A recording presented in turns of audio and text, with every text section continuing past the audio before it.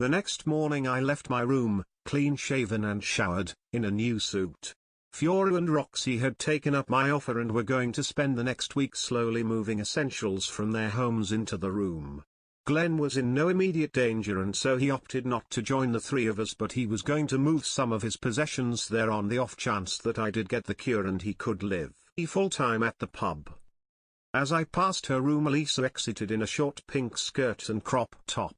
It was a delightful change to see her looking so fresh-faced and happy with long blonde hair again. She hugged me and I was glad of it. It felt good to check that she was really okay. "You came to see me yesterday, didn't you?" asked Lisa enthusiastically. I nodded. "Yes. It wasn't the most usual sight I've ever seen, but if it makes you happy."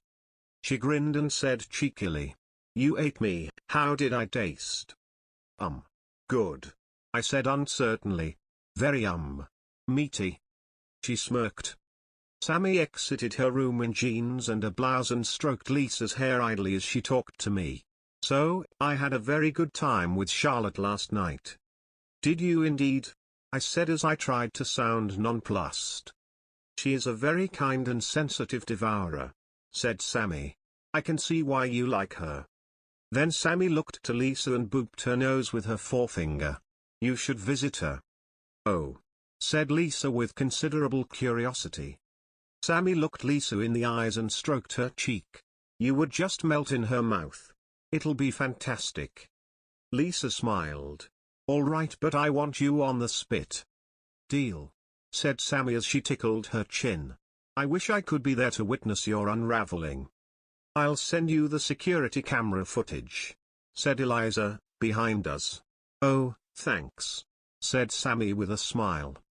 Eliza took my hand and whispered, "We need to tee, Alk."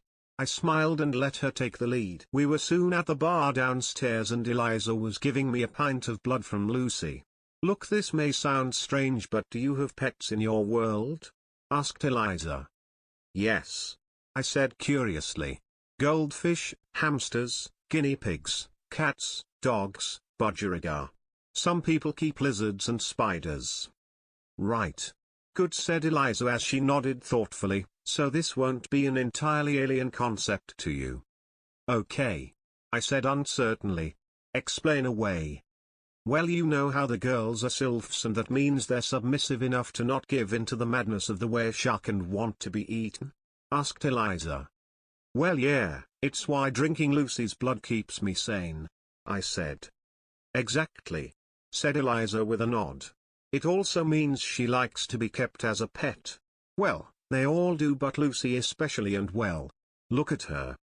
Lucy wore a shirt and skirt, but she was hunched down on all fours eating pet kibble from a bowl. Eliza stroked her back and scratched her under the chin. Lucy purred. "Yeah, that's not exactly typical of a person," I said. "But it is of a sylph," said Eliza. Then she looked me in the eyes and said, "I'm not letting her go with you, and I don't think Lucy would want to. After such a long time being eaten alive, she's finally getting the love and support she needs." I shrugged. "Well, I need her blood to stay alive." Eliza nodded. "I know, but Lucy is special. She can asexually reproduce fast-growing clones that inherit her memories by laying eggs." I stared at Eliza. "Bullshit." Eliza reached behind the bar and held, squirming in her hands, a tiny, naked, and perfectly proportioned, blonde-haired woman. "The fuck?" I asked, incredulous. Eliza tickled the tiny woman. "We call them hatchlings and they aren't sapient like people, not at first. This one has about as much intellect as a rodent, but as she gets older she'll scale up through cat and dog until finally when she's nearly full size she'll gain human intellect and remember the memories of her mother. Take her." "What?" I asked. "Hold out your hands and take her," said Eliza slowly. I was kind of flabbergasted, but I held out my hands and accepted the tiny squirming woman. Eliza returned a moment later with a plastic cage and said, "She'll remember everything that you did when she was like this, so if you look after your tiny hatchling pet, the full-grown wereshark sylph with Lucy's memories will regard you as her true owner and so, love and obey you." "I really don't like this," I said with a grimace. This is a person and we are talking about giving her away so she'll be my pet and I can drink her blood. Eliza shrugged. Mate, my crush is a mass murderer and your crush gets a kick out of being eaten alive. Just go with the flow, you're in a different world now. I sighed and held the hatchling in my hands so I could look her in the eyes. She tried to bite my finger but her tiny teeth did no damage and she gummed me instead. I dropped her into her cage and muttered, "Brave new world." "Oh, and don't forget to change the sawdust in her cage daily," said Eliza casually. "I'll have the supplies taken up there." I looked at her. Eliza smirked. "Don't worry, Helga is rather too distracted by Carla to worry about you. I like you and I quite agree that those girls should be protected and made immortal like Sammy. Wish I could have threesomes every night though." I snorted. "Oh, so you're a true gentleman, are you?" said Eliza, pointedly. I frowned and could feel my ears burning so I said, "Talk to Lisa, from what I gather, she can be rather free with her affections the morning after a spit roast." Eliza grinned. "You know me and you could?" I swallowed. "I do not want to mess with Helga's territory, sorry." Eliza sighed. "Probably a sound bit of reasoning that. Now away with you and give that hatchling lots of love and cuddles." I nodded and left with the hatchling in the cage and the pint of blood. Weeks turned to months and I and Eliza became close friends as we pined for the women we so yearned to be with. Sammy and I became good friends as well, but there was always a bit of weirdness between us as she kept disappearing off to be eaten by one Contravoxai or another and I never quite found the courage to tell her how I felt. Fiora and Roxy became very close until I was politely asked if I could sleep elsewhere. I accepted because by this point my little hatchling had become rather large and boisterous, so I needed the extra space anyway. Lisa so often spent the night alone and as a bowl of slowly healing soup that she didn't mind me staying with her. She never showed it, but I think Lisa missed Carla, so she liked the companionship. I actually became quite good friends with Charlotte, the English Contravoxai woman, and it was not uncommon for us to spend the night together as she idly devoured Lisa, Sammy or Amy and I devoured a cultured beef burger and chips. Carla was only seen very rarely on the end of Helga's leash before being heavily intoxicated with pass-through brandy and handed over to Merle, and when Carla healed, Helga would always intercept her before she saw Lisa. Merle remained distant, but he would occasionally pass me a book about some famous revolution or other so as to whet my appetite and warn me of the shitstorm we were about to bring down. He would still eat Sammy, Lisa, Amy or Carla when offered them, but whenever he did so he would stare at me and carefully gesticulate to indicate he was doing so, then hold my gaze until I gave him permission with a nod of the head. I tried shaking my head once and sure enough he said no to eating Sammy and Lisa, only for Charlotte to cough politely and eat them instead. He was very respectful about my hatchling though, and in our moments of all talk he would ask after her and seemed genuinely interested in the progress of her development. Amy was an enigma. I didn't see her much. I was a bit distracted with my hatchling, my roommates, my crush and my work, but from what I did see she seemed to be more refined than the others. Oh, she could be eaten with the best of them, but she belonged in conventional society more. Indeed, it is perhaps worth noting that while Sammy or Lisa would be used either as a draw to pull in punters or a sold as dish, Amy was never an official part of pub business. Rather, she preferred to stalk the pub floors, interposing herself between any Contravoxai on the hunt and their intended prey. Like if Batman decided to stop muggings by intercepting the muggers and handing them a suitcase full of cash. I awoke to a smelly asshole in my face. I coughed and proceeded to splutter and choke as I proceeded to knock my hatchling onto the floor from her sleeping position on top of me. She was almost fully grown now and I felt increasingly dodgy about her nakedness and the necessities of cleaning up after a pet animal with cat-like instincts and behavior but a person's body. She rolled onto her belly and stood on all fours, her long blonde hair a mess on her head. She emitted a familiar inhuman keening sound. I sat up in bed, swung my legs over the edge of the bed and stroked her head. "Hey, girl, I'm sorry. I just don't like having your bottom in my face. She looked at me, looked into my eyes and said, "Master." I stared at her. "What?" "Master," she repeated. "You're my master." I frowned then shrugged. "I guess I am, and you?" She closed her eyes and shuddered. "Can remember everything." Suddenly she was hugging me and said, "Your whole world, I'm so sorry." I patted her back and said, "It's all right, I'm fine. Better now that you're thinking. Go have a shower and put some clothes on, then we are heading to the bar." She nodded and went for that shower. I wore a suit and my hatchling had her hair pulled back in a ponytail as she sported one of Lisa's lace-up bikinis, a blouse and shorts worn with a belt. We approached the bar and Eliza grinned when she saw us. "Your little hatchling's remembered who she is, hasn't she?" asked Eliza excitedly. I nodded and patted my hatchling's back. "Yeah, she's a good girl." My hatchling closed her eyes and shuddered as something occurred to her, then she turned to look at me. "I was created so you could drink my blood, wasn't I?" I frowned and scratched the back of my neck. "Sorry, but it's just until I get the cure." My hatchling regarded me for a long moment, then she nodded. "Okay, I'll do it, but I'm still your baby girl, understand? Just because you're drinking from me and I can talk doesn't change the fact that I'm your puppy." I nodded and booped her nose. "I'm not abandoning you." My hatchling grinned then said, "Eliza, make it quick, yeah."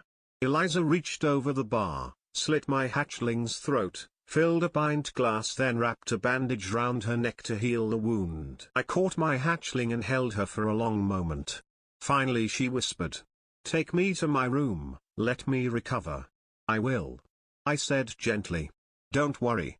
I picked up my pint. Eliza said, "You should let Merle know. Now you're ready to move, he can take Sammy to this Contravoxai contact she has." I nodded. I returned with Merle to find Eliza chatting with Sammy. The conversation stopped as we approached. Sammy turned to look at me and she swallowed nervously. She was wearing a loose white dress and her hair cascaded down her back. "This is goodbye," she said as she extended her hand to shake. I took it and she pulled me into a hug and said, "Start again and make a home, Steve. I want you to be happy, you understand? Forget about me and live your life the best way you can." Then she pulled back, looked me in the eyes and kissed me on the lips. I was stunned and confused. Sammy spoke to Merle and then he stripped her and lowered her whole inside his mouth. I watched Merle walk away as Eliza took my hand and handed me a tumbler of pass-through brandy. Merle rang the doorbell of a plush apartment building. A video speaker system activated and an upper-class-looking Contravoxai gent interrogated his would-be guest. "Who rings my doorbell at this hour? I've got company." Merle waved at the camera. "David, isn't it? I was at your baptism. I must say you've done well for yourself." The gent on the screen quivered his tentacles excitedly. "Merle, isn't it? Great Uncle Merle. Come on up." The door buzzed open and instead of taking the elevator, Merle opted to fly up the ladder shaft to David's floor. He then walked down a suitably spacious hallway until he found David's door and knocked upon it. David welcomed Merle with open tentacles and hugged him, then patted his back. Come in, I've just had the winner of Mr. Contravoxai delivered, you're more than welcome to have first go." Merle held up his tentacles. "I'm just here to make a delivery myself actually." David stared at him. "What kind?" Merle opened his mouth, reached inside with a few of his tentacles and pulled out Sammy. Sammy stood, dripping acid on a rich shag pile carpet, and waved as she blushed from embarrassment. David stared at her. "How?" "She's a copy," said Merle bluntly. "Created to aid in someone's escape." David nodded and extended a tentacle to clear the hair from Sammy's face. "Shower's the third door on the left, honey. Don't worry about clothes." Sammy nodded and went to have a shower. "You were in the Great Graphilod War, weren't you?" asked David. Merle nodded. "I did my bit for the Great Leader, Contravoxai and Vligori. Why do you ask? They say you cast magic on the battlefield, that it's how you survived and beat back the Gravel odds," said David, inquiringly. Merle shrugged. "Is it magic to drink refined alcohol, exude it from your suckers and set light to it? Is it magic to vent your stomach acid out those same suckers and dissolve the enemy alive?" David laughed. "They say you moved with impossible speed and would always turn up exactly when you needed to turn the tide of battle, that you had impossible foreknowledge?" Merle chuckled. "I was merely lucky and had good hunches." "Well, either way, there's a storm coming and I am glad to know that you are on the side of the oppressed," said David. Merle looked curiously at David. "What storm?" David shrugged. "Ever since Father decided to let that planet go and declare surrender, the might of the Emperor has looked weak. The lower classes are getting restless, starvation is driving desperate Contravoxai to theft, and riots have been breaking out more and more. Even among the higher orders, doubt in the system is commonplace, and many are talking in secret about the need for regime change. Those that are supportive are terrified and planning escape routes for when the shit hits the fan. And all Father does is attend meetings where he and his trusted elite rub their infinitely gory supply in the faces of the servants." Merle looked somber. "Can't you talk to your father?" "It's too dangerous," said David. "I am next in line to succeed him. If I even try to caution him to reason, I might be seen as a traitor, and if I make the necessary displays to appease the justifiable concerns, then I risk painting an even larger target on myself. It is best remain neutral and see if I can't keep my father alive and my society stable." Merle nodded sagely. "Very wise. For what it's worth, the Vligeri don't seem to be revolting." "Of course not," said David. "Yes, we take from their populace, but we also provide them with free healthcare, food, clothing, entertainment and homes. They go to slaughter but their lives are happy. It is only the Contravoxai who suffer inequality and artificial scarcity." Merle nodded, then said, "What might it mean if the Vligeri were to join the revolution?" "The mercy of a quick revolution," said David bluntly. "If the Vligeri refuse to go willingly, if they shout and scream as they go, then that will turn things quickly." David snorted. "The drawback of having meat that talks back. Plus the Vligeri outnumber us by a massive scale. All right, we can easily dismember them, but they have a society that is already set up to sustain massive casualties, and if they can arm themselves enough to blind or disarm us, we are entirely at their mercy regardless of their capacity to kill us." Merle nodded, then said, "Well, I'm not going to be leading any revolution. I'm just a homeless war veteran who was given the courtesy of a lovely meal in return for delivering this one to you. Enjoy her, David, she's a very sweet young lady." David nodded and said, "You could join me for dinner? I'm sure I could let you have an arm or a leg."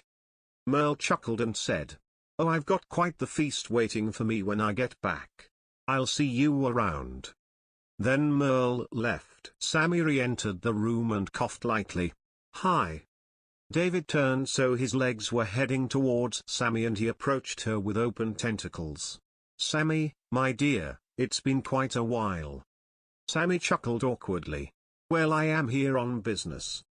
"I know," said David with a curt nod of his head. Then he folded his tentacles around Sammy so they lightly brushed her skin. "There will be time for that later. Shall we dance?" Sammy shivered with excitement as she felt the tentacles enfold her, not trapping her, just ready to support her. She checked around for the tentacles that would take the weight of her feet and tentacles that had been positioned to act as support rails. She knew that taking hold of the rails and letting her feet touch tentacle instead of carpet would mean the dance would begin, so she smirked and did just that. Sammy gripped David's long hard tentacles and felt him tighten his grip about her. Strong tentacles hugged her waist and wrapped themselves around her arms. She lifted her left foot tentatively off the carpet and onto the waiting footrest. Tentacles snaked around her ankle and calf, holding her steady. Finally she lifted her right foot off the carpet and David held her tight. "Thank you," said David, and he stroked her hair, smoothing it down, as they talked. He turned on some Contravoxai classical music and proceeded to take Sammy in a kind of waltz as he asked, "Do you remember how we met?" Sammy chuckled as she looked into David's ring of eye stalks. The great leader was out on some kind of hunting trip for the anniversary of his ascension to the throne, and he stopped for a picnic as one of his bards played the Casparelas. David nodded and felt a tentacle down Sammy's right arm until it reached her hand. "He wanted to teach me about what it meant to rule." David carefully snapped the little finger of Sammy's right hand off and tossed it into the gaping mouth atop his head. "Does that hurt?"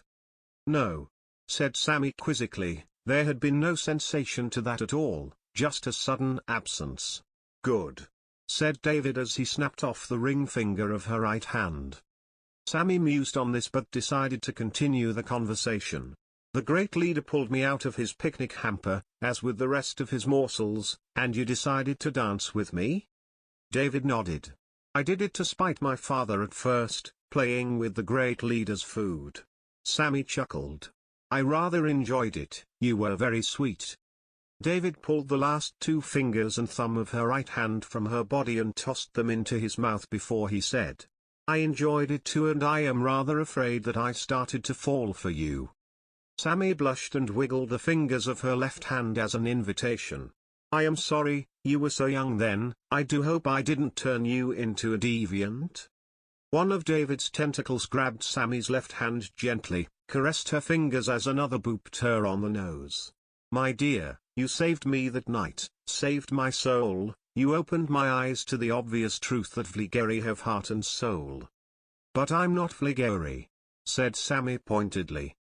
"No," said David as he tossed her remaining fingers and thumb into his mouth. "And that is why I can love you and eat you too. You are unique, my dear girl." Sammy smirked. "Well, I'm very flattered. I must admit I do rather well, that is to say that if, in another life, I was yours, I could be very happy. Except this is another life," said David, and he stroked her cheek with a tentacle. "You are a copy." Sammy blushed and said, "Don't play with your food." "I'm not playing," said David as Sammy's toes disappeared into his mouth. "We could be very happy together." "I'll think about it," said Sammy seriously. "But there is someone else." David nodded. "I understand." Then he changed subject and asked, "What do you want to watch when I'm done with you?" Sammy shrugged. "I don't normally get a choice, I just sort of get bunged somewhere while I recover." "Well, that's not happening this time," said David sweetly.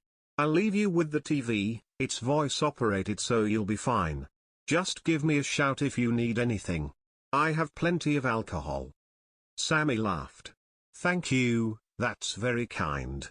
I just want us to talk business tomorrow." "And we will," said David. Then he felt a tentacle up Sammy's right thigh until it lightly encircled the leg below the bum. "Now, my dear, before I properly eat I need to know that you are okay with this." Sammy chuckled. "Of course, but let me feel it." David nodded. "As you wish." Sammy gasped as her right leg was pulled and twisted with such ferocity that muscle and bone were shorn. "It hurts, doesn't it?" "I'm so sorry," said David sadly. Sammy panted and watched him heave her leg inside the cavern of his mouth and longed to bathe in his stomach acid. "I am a sylph, boy, I love the pain." David chuckled and stroked her cheek. "Oh my dear, I did not know." Crack.